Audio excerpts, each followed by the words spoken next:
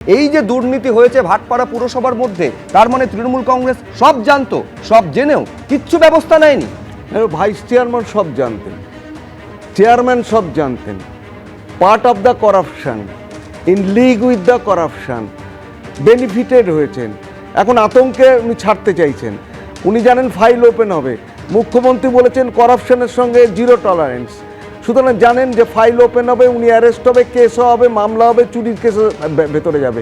কর্মচারীরা মায়না পাচ্ছে না, এখনও বেতন পাচ্ছে না, এবার কর্মচারীরা ধরবে, কে এত হ্যাপা নেবে? তার থেকে বেটার আমি রিজাইন করে দিই, রেজিগনেশন দিয়ে দিই, বলে আমি তো চলে গেছি, আমার আর কোনো দায় দায়িত্ব নেই। যা পকেটে টাকা পয়সা আছে, এবং তুমি দেখবে ওনার যেটা ইনকাম ওনার যা রোজগার আছে সেটা কিন্তু ডিসপ্রপোর্শনেট। উনি যা মায়না পান, বেতন পান, তার সঙ্গে ওনার যা রোজগার, যা বৈভব করে ফেলেছেন, that is disproportionate to his income. ওনার এগেন্সে পিসি একটা কেস হবে, প্রিভেনশন অফ করাপশন একটা কেস হবে, অনেক কিছু অ্যান্টিসিপেশন করছেন। এবং উনিই বলেছেন, বাকিদের বলেছেন তোমরাও সব করে দাও, সব করে দিচ্ছে, আতঙ্কে করে দিচ্ছে। এখন আতঙ্কে সবাই পদত্যাগ করছে। এটা বেস্ট পলিসি হচ্ছে এটাই, যে বাবা ছেড়ে দে মা, কেঁদে বাঁচি, এটাই হচ্ছে আসল ঘটনা। সো এর পেছনে অন্য কোনো কারণ আর কিছু আছে বলে আমার মনে না। এবং আমি এটাও বলতে পারি যে এখন শাসকপন্থী যারা, মানে বিজেপি পন্থী যারা, যে সমস্ত যারা অর্জুন সিং বলো বা যারাই আছে, এর মধ্যে কোনো কিন্তু আমার মনে হয় না কোনো ইনসাইটমেন্ট আছে বা ডিউরেস আছে বা তাদের কোনো থ্রেট আছে, থ্রেট পারসেপশন আছে, এর মধ্যে আছে বলে আমার মনে হচ্ছে না। বেশ, আমি স্বপনদার কাছে আসবো। আমার মূল প্রশ্নটা হচ্ছে আরেকটা জায়গায়। এক তো হচ্ছে দুর্নীতি যেখানে যেখানে হয়েছে, মুখ্যমন্ত্রী আগেই বলেছেন, এমনকি প্রাতিষ্ঠানিক দুর্নীতির তদন্তের জন্য কমিশন পর্যন্ত গঠন করে দিয়েছেন। কিন্তু আমার কাছে এর থেকেও বড় প্রশ্ন, নিঃসন্দেহে তদন্ত সেটার হবে, পাশাপাশি সমান গুরুত্ব দিয়ে যে প্রশ্নটা রাখতে হবে সেটা হচ্ছে পুরো পরিষেবা। এই একের পর এক পুরসভায় যদি কাউন্সিলররা এইরকমভাবে ইস্তফা দেন, তাহলে সাধারণ মানুষ তো পুরো পরিষেবা থেকে বঞ্চিত হবেন। দেখো, একটা জিনিস হচ্ছে, পৌর প্রতিনিধিরা তো জনগণের সেবা করার জন্য, কিন্তু এই পৌর প্রতিনিধিদের অধিকাংশই তো কেউ জনগণের দ্বারা নির্বাচিত হয়নি, এরা জোর করে ভোটে জিতে এসছে। এখন তাদের কোনো ক্ষমতা নেই, পুলিশ তাদের কথা শোনে না, রাজ্য সরকার অন্য, এরা যারা আছে পুরসভায়, এখন এরা জনগণকে ফেস করতে ভয় পাচ্ছে, জনগণের কাছে যেতে ভয় পাচ্ছে। পৌরসভার পুরো পরিষেবা তো লাটে উঠে গেছে। এখন এদের কাছে বিকল্প কি? দুর্নীতির ফাইল খুললে এক একজনকে জেলে যেতে হবে। চাচা আপন প্রাণ বাঁচা, প্রত্যেকে মিলে এক পথ দিচ্ছে, ভাই গণ ইস্তফা দাও। এটা আজকের নয়, বীজপুর, ভাটপাড়া বা বাঁশবেড়িয়া এরকম দু চারটে নয়, যত পুরসভা পঞ্চায়েত যা আছে সবাই এখন একমুখী হচ্ছে, ভাই আমি পদত্যাগ করছি, আমি আর কাজ করতে চাই না, আমাকে আপনারা একটু রাখুন, দেখবেন আমার দিকে যেন আঙুল টাঙ্গুল তুলবেন না, আমাকে বাঁচিয়ে রাখুন। এটা প্রত্যেকের একটা পথ, কেউ বাঁচবে না ভাই। তোমাদের সকলের জন্য ঠিকানা সংশোধনাগার, তোমাদেরকে যেতে হবে। যে দুর্নীতি করেছো, দুর্নীতির টাকা লুটেছো, পদত্যাগ করেও দুর্নীতির দায় থেকে হাত ঝাড়তে পারবেন না, দায় মুক্ত হতে পারবেন না। কিন্তু আমি বলছি, এটা তো গেল পদত্যাগের বিষয়। কাউন্সিলরদের খোঁজ পাওয়া যাচ্ছে না। বিধাননগর কর্পোরেশনের ছবি আপনাদের সামনে রাখবো, যেখানে নিখোঁজ কাউন্সিলরদের খোঁজ নিতে বিধাননগর কর্পোরেশনের বিধায়ক শারদত্ত মুখোপাধ্যায় তিনি পৌঁছলেন।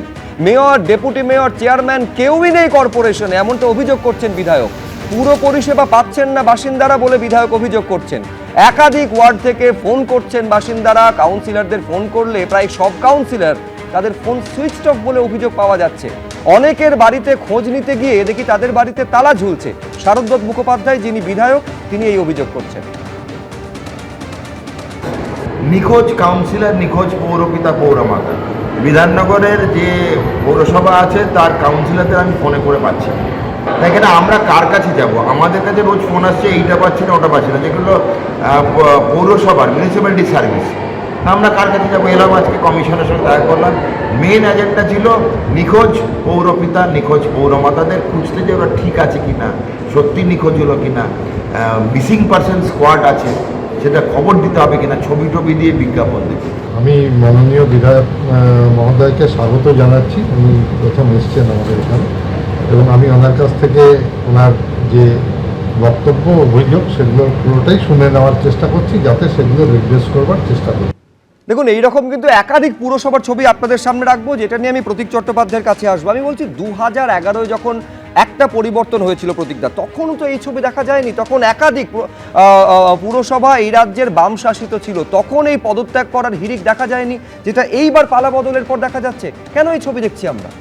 দেখুন, একটা রবীন্দ্রসঙ্গীত আছে, ভালো মানুষ নই রে মোরা, ভালো মানুষ নই, গুণের মধ্যে ওই আমাদের, গুণের মধ্যে ওই, দেশে দেশে বিপদ রটে, পদে পদে বিপদ ঘটে, পুঁথির কথা কইনে মোরা, উল্টো কথা কই। আসলে যে কাজটা তাদেরকে নির্দিষ্ট করা ছিল পরিষেবা দেওয়া, সেই পরিষেবাটা তারা দেয়নি।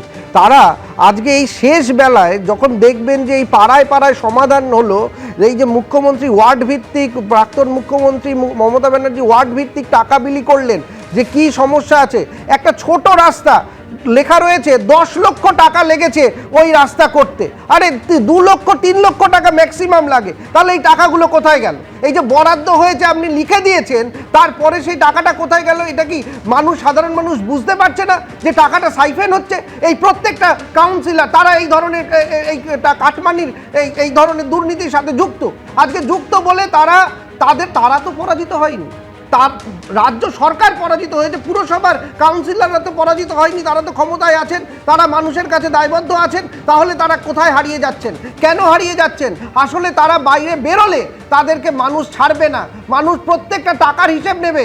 আর এই স্বপনদা যেটা বললেন, একদম একমত, যে আপনি যদি এখন মনে করেন আমি রিজাইন করছি, তাহলে কিন্তু আপনি ছাড় পাবেন না। তার কারণ এই পুরো ঘটনাটা, এই টাকা পয়সা যা নয়ছয় হয়েছে, যা 25-75-এর ভাগ, যা আপনি খারাপ মেটেরিয়াল দিয়েছেন, সবকিছুর হিসাব কিন্তু প্রদীপ চট্টোপাধ্যায় এই যে টাকা 9-6 কাটমানির অভিযোগ করছিলেন, সেই নিয়ে আমি এইবারে ছবিটা দেখাবো মধ্যমগ্রাম পুরসভার। কাটমানি নেওয়া হয়েছে কাদের কাছ থেকে জানেন? যারা টোটো চালান, যারা অটো চালান, এবং তারপর তারা পৌঁছে গিয়েছেন সেই কাউন্সিলরের বাড়িতে এবং মুচলেখা দিচ্ছেন মধ্যমগ্রাম পুরসভার উপপ্রধান। প্রায় 1,30,000 টাকা কাটমানি নিয়েছেন বলে অভিযোগ করছেন তারা।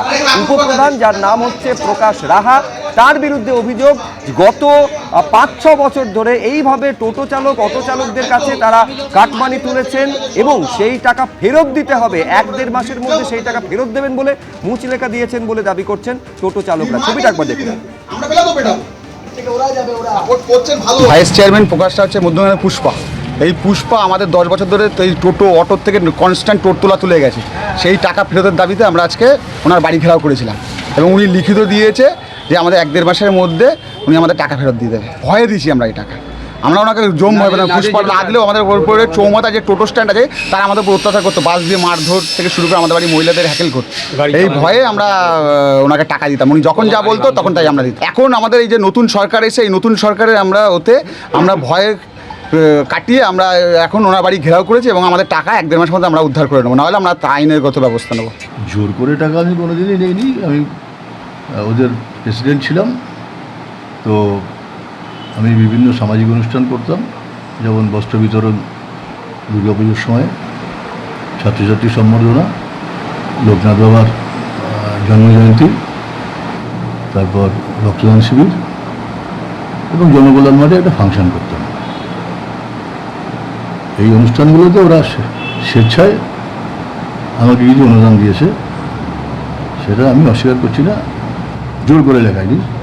ওরা বলেছে এখনই দাও, আমি এখন কোথায় পাবো, আমি দিয়ে দেবো 1.5 মাস বলে সেটাই লিখে দিই।